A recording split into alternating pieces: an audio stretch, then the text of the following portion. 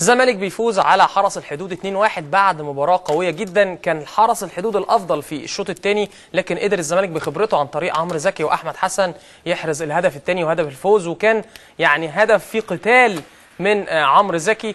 وزي ما قلنا طبعا مباراة صعبة جدا للطرفين. كابتن زيزو كابتن خالد، هبدأ بكابتن خالد المرة دي. فوز صعب جدا لنادي الزمالك، ويعني كان المباراة قلبت تماما في الشوط الثاني يا كابتن خالد. هو طبعا لان يمكن ما فعله الزمالك في الشوط الاول ما عملوش في الشوط الثاني. الزمالك كان في الشوط الاول بيضغط باكتر من 5 6 لعيبه على خط الدفاع بالنسبه للحرس، وكمان كان قافل الطرفين خالص لاسلام رمضان وعبد الرحمن فاروق. الشوط الثاني شفنا فيه سنه انانيه، في بعد كبير جدا ما بين خط الهجوم وخط النص بالنسبه لنادي الزمالك، في استغلال اكتر لتقارب الخطوط بالنسبه للحرس الحدود. الاربع لاعبين اسلام رمضان واوكا وفادي نجاح وعبد الرحمن فاروق كانوا قريبين جدا من الهرده وحليم، دول قفلوا مساحات كتيره جدا بالاضافه لاستغلال الطرفين على اكمل وجه.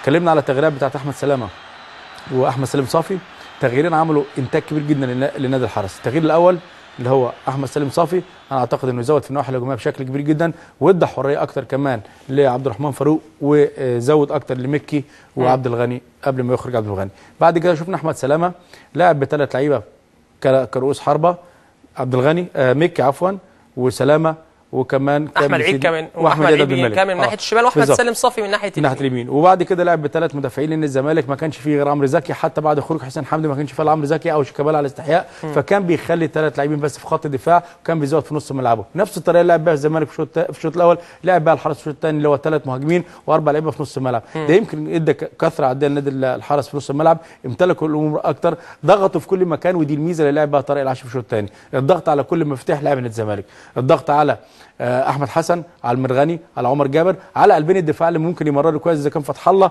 وكمان صلاح سليمان اللي انا بشوف صلاح عامل ماتش مباراه رائعه اكثر من رائعه. بص، في اثنين النهارده انا بعتبرهم نجوم المباراه، فادي نجاح ورقم 2 صلاح سليمان. صلاح سليمان في اول ظهور كراجل مساك، مباراه صعبه في ظل غياب لعيبه كبيره جدا ومباراه صعبه وسيمي فاينل، اعتقد انه قدم مباراه على اكمل ما يمكن وكان ممتاز جدا. النقطه الثانيه فادي نجاح، لعيب برضو اخطاء قليله جدا، عامل شغل كويس مع اوكا، بالاضافه ان هو عمل رقابه شديده على معظم لاعبي الزمالك في الحته الاماميه. الزمالك في رايي خطا كبير جدا تغيير حسين حمدي في رايي الشخصي، وهو خارج بدري وكان المفروض يستنى شويه، لان ده ادى فراغ كبير لخط وسط نادي الحرس وكمان خط الدفاع، واستفادوا من خروج حسين حمدي. طب المغزى من التغيير من وجهه نظرك كابتن خالد، يعني خروج حسين حمدي ونزول احمد توفيق، اعتقد يعني من خلال الاسماء ان احمد توفيق ينزل عشان يعمل كتره عدديه في نص الملعب، والحرس كان افضل شويه في نص الملعب. 1-0 والنتيجه 1-0، معناها نزول احمد توفيق ونزول وخروج لعيب زي حسين حمدي، معناه ان انت بتقول انا بامن في الحته الدفاعيه، ودي انا بقول لك ادت مساحه كبيره جدا للي ما كانش موجود في الشوط الاول في تقدم واحد زي اسلام رمضان، زي عبد الرحمن فاروق، زي اوكا، زي فادي نجاح. حتى اوكا كان موجود في نص الملعب اكتر، وشفنا طارق العشري في اوقات كتير جدا بيقول له اطلع لقدام، خليك لقدام، لان في راس حربه واحد هو عمرو زكي كان ممكن يشتغل معاه 2 أو 3 لعيبه. عشان كده في اعتقادي ان ده كان بدري جدا. اول تغييره في رايي الشخصي كان المفروض احمد حسن، مع ان برده تاخيره عمل ثرو باس لعمرو زكي اللي جاهد كتير جدا في الهدف واحرز هدف بكفاءه او شغل فردي منه بشكل ممتاز. بس باعتقاد ان احمد حسن كان ممكن يخرج، كان ممكن يزود اكتر في المساحات، لان الحرس كان في الشوط الثاني بيضغط بشكل كبير عن طريق سالم صافي واحمد عيد عبد الملك. كان في فراغ كبير جدا، لو عندك لعيب زي محمد ابراهيم او علاء علي كان ممكن يدي شغل اكتر لحسين حمدي او عمرو زكي او شيكابالا، كان ممكن يريح نص الملعب اللي كان عليه ضغط كبير باكتر من 5 6 لعيبه موجوده من لعيبه الحرس. كابتن زيزو، النهارده شفنا اختلاف في اداء نادي الزمالك، يعني دايما نادي الزمالك كان بيبدا في الماتشين اللي قبل كده بدايه سيئه وبيخش في مرماه اهداف وبيبقى دايما متاخر. النهارده الزمالك هو اللي بيسجل، لكن في الشوط الثاني كان في تراجع شويه في الناحيه الهجوميه بالنسبه لنادي الزمالك. هو طبعا البدايه كانت موفقه زي ما احنا قلنا، ودي غيرت في مفهوم اللعيب في الالتزامات بتاعته في الواجبات بتاعته، وغيرت ايضا بالنسبه لفرقه حرس الحدود. انا شايف ان الزمالك الشوط الثاني كان بذل مجهود كبير قوي لعيبته في وسط الملعب بالتحديد، واحنا اشدنا بالكلام ده ان هم بذلوا جهد كبير قوي في عمليه الضغط. فنتيجه هذا الجهد الكبير الشوط الثاني ما قدروش يعملوا الضغط، علاوه على ان الكابتن طارق العشري عمل حاجه كويسه جدا، ان بقى عنده انتشار عرضي كثيف، ولعيبه كلها عندها قدره عاليه جدا في عمليه نقل الكره، وخلى محمد الهرده مع محمد حليم متمركزين مع الاثنين اللي ورا، اللي هو اوكا مع فادي نجاح. فادي نجاح اللي كان احد نجوم النهارده. أيوة. فالعمليه دي قفلت، يعني هو عمل اللي الزمالك كان عامله الشوط الاولاني، وبدا يضغط على لعيبه الزمالك فنيا، ولعيبه الزمالك ما كانتش قادره تواكبهم او تقابلهم بالقوه اللي بداوا بيها في الشوط الاولاني. انا اعتقد برضو النهارده كان في دور كبير جدا للثلاث مهاجمين، احمد حسن مكي واحمد سلامه وعيد عبد الملك، الثلاثه انتصارهم. سعيد كان متطرف النهارده ناحيه الشمال قوي، كان قليل قوي لما بينضم في النص او بيخش في منطقه الجزاء. التطرف ناحيه الشمال او في جنب من اجناب الملعب ده بيعمل توسيع لاوكا. يعني شوف انت مثلا احمد حسن مكي احمد حسن مكي جاب الجول منين؟ من جوه خط 18، واخد بالك، من نقطه البينالتي تقريبا او من جوه خط 6 بشويه. فانا اقصد ايه؟ ان لما اللعيب بيتحرك مع زميله داخل الملعب او في خط معين زي خط الهجوم وبينتشر انتشار كويس، مفيش شك ان ده بيعمل عمليه تخفيف، لان العين على طول على احمد عيد، وبالتالي ممكن جدا انها تخف شويه على احمد حسن. اعتقد ان الشوط الثاني اللياقه البدنيه لعبت دور بالنسبه للعيبه نادي الزمالك، وبقى في الاذهان برضو نقطه مهمه جدا، وهي اللعيبه بدات تخاف ان الكاس يهرب منها الزمالك او النهائي يهرب منها. بتتكلم على الزمالك؟ طبعا. فبداوا يحسوا بالنقطه دي، العكس بالنسبه للحرس. في نقطه بالنسبه للحرس النهارده، الحرس النهارده ظهر بالمستوى بتاع الحرس القديم. ايوه، ودي نقطه تؤكد يعني صفه مهمه جدا، وهي صفه الكبار، لان من الصعب جدا ان اللعيب يستعيد مستواه النفسي اولا والبدني وخبراته ويحطها في الظروف اللي اتحطت دي مع قدام جمهور كبير قوي زي جمهور الزمالك وقدام فريق زي نادي الزمالك كسبان 1-0. فالنقطه دي اعتقد ان هي احد المكاسب الكبيره جدا للحرس النهارده، بصرف النظر عن ان هو خسر المباراه.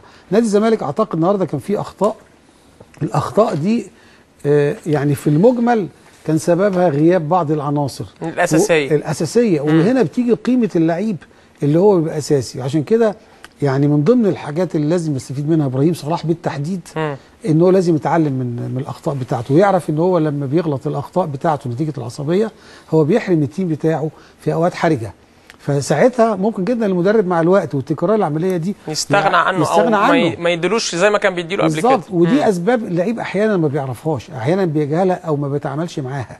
فدي نقطه لازم ابراهيم صلاح يتعامل بيها مع نفسه عشان يقدر يرجع لفرقته مره ثانيه. اعتقد برضو ان الجهد الكبير اللي بذل النهارده مع الجهد الكبير اللي بذل في الماتشات اللي فاتت من نادي الزمالك ده استعاد جزء كبير جدا من الثقه المفقوده، والمباراه النهائيه اعتقد انها عايزه جهد اكبر لان مش هتبقى مباراه سهله. بص يا كابتن، في 3 لاعبين في الزمالك استفادوا الى حد ما بشكل كبير جدا من غيابات اللعيبه.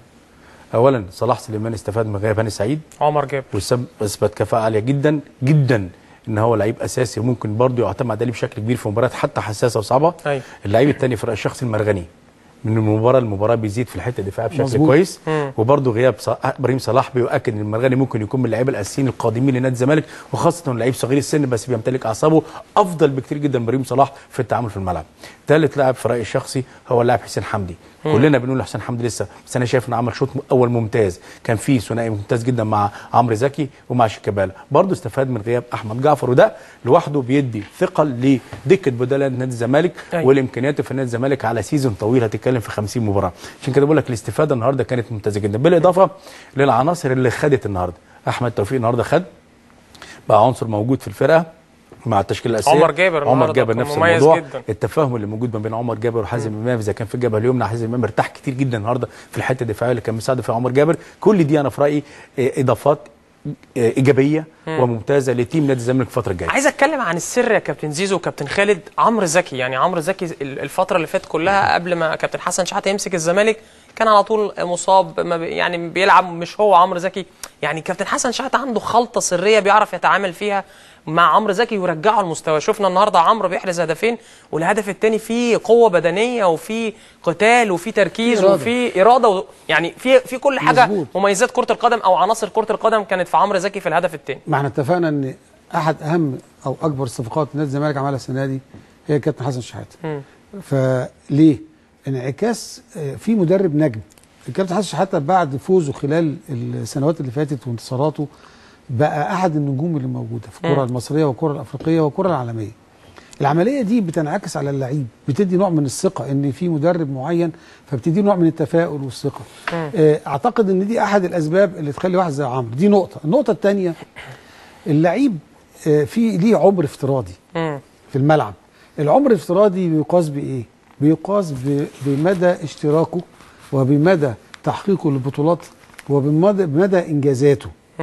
يعني في لعيب بيلعب 3-4 سنين بيعمل انجازات رهيبه. يعني في لعيب كبير زي محمد ابو تريكه، لما تيجي تشوف الانجازات العظيمه اللي هو عملها في عدد سنين قليل، 5 سنين. لانه في عدد سنين قبل كده كان قدام مثلا 3 سنه ما عملش الانجازات اللي هي بتاعت البطولات، انما عمل انجازات مع الفرق برضو ما بين الاهلي والترسانه برضو. لا ده موضوع تاني طبعا. انا بتكلم على ايه يا كابتن كريم؟ ان في عمر افتراضي للعيب. فالعمر الافتراضي في الانجازات. فلما يجي واحد زي عمرو زكي، احد نجوم افريقيا واحد نجوم منتخب مصر واحد النجوم اللي موجودين على مستوى الكره المصريه، يغيب عام بالكامل، هنا بيبقى في وقفه مع النفس. ايوه. انا اعتقد ان عمرو، وانا كنت متابعه لان انا قابلته اكتر من مره، منهم مره في قطر وهو بيتعالج هناك. كان عنده رغبه بس هو كان غير موفق. كان غير موفق في عمليه الرجوع، زائد انه كان بيغلط في عمليه الرجوع بانه بيستعجل. فيمكن من هنا بتعمل عند اللعيب نوع من التشوق ونوع من الاحساس بان في خساره حصلت مش عايزه تتكرر مره ثانيه. أيوة. لما بيتاح بقى ليه كمان معاها ظرف من الظروف اللي هي بتمثل عامل مساعد، مفيش شك ان دي بتساعده. عمرو من اللعيبه النهارده عمل حاجه، يعني انا كنت متوقع ممكن جدا انه يصاب، لانه عمل مجموعه سبرنتات وعمل مجموعه فنتات وعمل مجموعه اشتراكات منها طبعا اكبر من مقدار اللياقه البدنيه اللي هو فيها دلوقتي. بالظبط كده. ولذلك هو من حسن حظه ان عنده 10 ايام لسه بالنسبه للفتره الجايه في عمليه الاستشفاء، ودي هتساعده كتير جدا. زائد انه شوقه بقى انه يرجع مره ثانيه. اعتقد ان دي هي الاسباب الحقيقيه لظهور عمرو النهارده بالمستوى ده. طيب كابتن خالد، برضه مش عايز اغفل دور كابتن طارق العشري. النهارده عمل مباراه كبيره جدا وقدر في الشوط الثاني يعني يرجح كفته او يدير الدفه ناحيه فريق حرس الحدود، وشفنا حرس الحدود في الشوط الثاني خطير جدا وكان ممكن يخطف المباراه رغم برضه الضغط الشديد والموقف اللي حصل من جمهور نادي الزمالك اعتقد قبل المباراه والهتافات ضد كابتن طارق العشري. فعايز برضه اتكلم على دور كابتن طارق العشري النهارده في الشوط الثاني وفي المباراه. اوكي، هكلمك بس الاول على نقطه عمرو زكي وبعدين نرجع لك لطارق. بص، عمرو زكي كمان انا في رايي زي ما قلت لك الاعتماد الاول اللي كان موجود السنه اللي فاتت عليه شيكابالا فقط لا غير، ده كان مقلل من نواحي النجاح في احراز الاهداف وترجمه الاهداف. النهارده عمرو زكي بيضيف كمان يبقى خامس لعيب من لعيبه نادي الزمالك يحرز اهداف في 3 مباريات، وده لوحده مفاتيح لعب كتيره جدا يصعب على اي فرقه في الوقت الحالي التعامل معاها، لان في كم من اللاعبين ممكن يخلصوا المباراه في وقت واحد. النقطه الثانيه ودي المهمه جدا يا كابتن، انت عندك السنه دي في رزاق وتموسي خلاص بطاقته الدوليه وصلت، ميدو حسين حمدي احمد جعفر وعمرو زكي. فانت عشان تثبت ان انت لعيب اساسي لازم تقدم مجهود بنسبه 150%.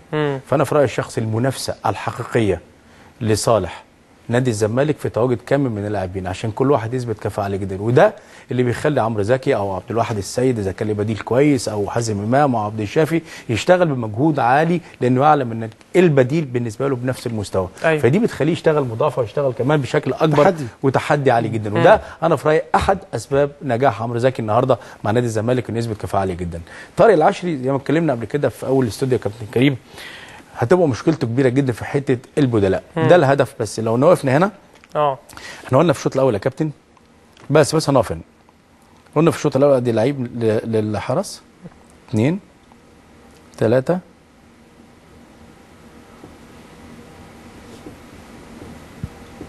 اوكي 3 وده اللعيب الرابع. ماشي تمام.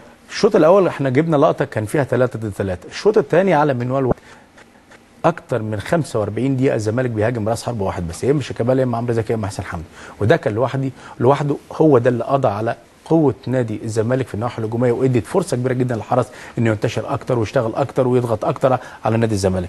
بص هنا عمرو زكي لوحده انا في رايي في حاجه غريبه جدا مش سليمه، مع انه هو اجتهد وعمل فيها شغل فردي كان رائع وقدر يجيب الهدف، لكن كناحيه هجوميه نادي الزمالك مش مظبوطه ان يبقى 1 ضد 4 على الاطلاق. يعني انا في رايي ان ده قله عدديه، على العكس احنا قلنا في الشوط الاول الزمالك كان بيلعب 3-4-3، كان دايما شيكابالا مع حسين حمدي مع احمد مع حسين حمدي، واحمد حسن كان بيبقى رابع. بص نقف نرجع ده الشوط الاول. نرجع للكره ديت. ده الشوط الاول. بس هنقف هنا. ادي كام لعيبه يا كابتن؟ 4. ادي 1 5 كمان.